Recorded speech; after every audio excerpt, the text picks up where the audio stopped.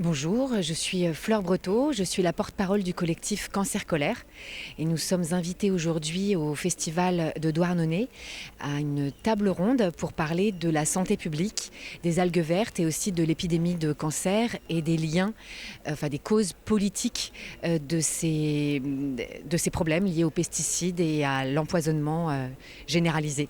Les chiffres de Santé publique France sur notamment le cancer qui ont été publiés en mars 2025 montrent que le cancer est une épidémie en France. Bon, c'est un phénomène mondial, il n'y a pas qu'en France.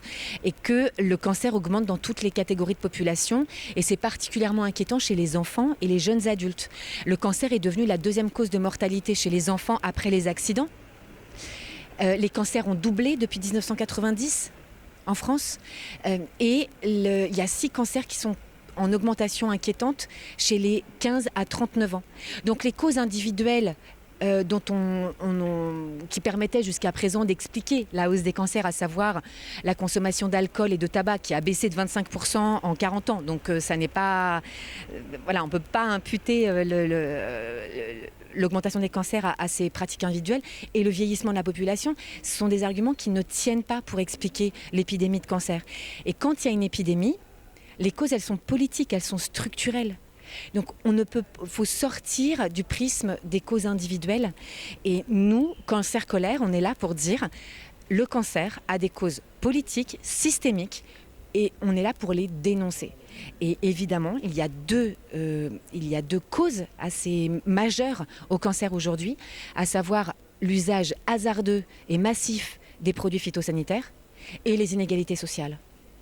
Et c'est pour ça qu'on s'est constitué en collectif et que des centaines de personnes sont en train de nous rejoindre parce que visiblement, politiser les causes des maladies a un sens profond aujourd'hui. Alors la loi du plomb, c'est le symptôme d'un système qui part en vrille. La loi du plomb en elle-même est complètement anachronique. Elle ne défend ni les éleveurs, ni les agriculteurs, ni les riverains, riveraines, ni la population. Elle est là pour préserver les intérêts industriels. Elle a cristallisé des craintes profondes, des inquiétudes et une colère citoyenne.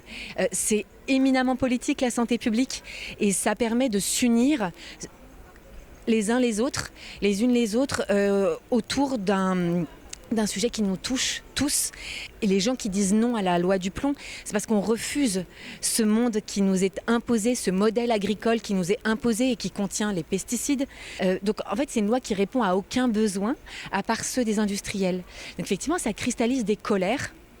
Et il y a un élan citoyen qui s'est manifesté cet été et qui est assez magnifique, puisqu'il a permis, en tout cas, une chose assez essentielle, c'est de sortir l'acétamipride de cette loi, puisque la réintroduction de ces néonicotinoïdes a été censurée par le Conseil constitutionnel. Donc, même si c'est loin d'être une victoire complète, ça montre que la pression populaire marche. Et aujourd'hui, des millions de personnes veulent retrouver leurs droits et dire le peuple, la population, les citoyennes et les citoyens ont le droit de décider de leur souveraineté alimentaire. Ça n'est pas au lobby industriel de décider de l'avenir de notre alimentation, de notre environnement et de notre santé.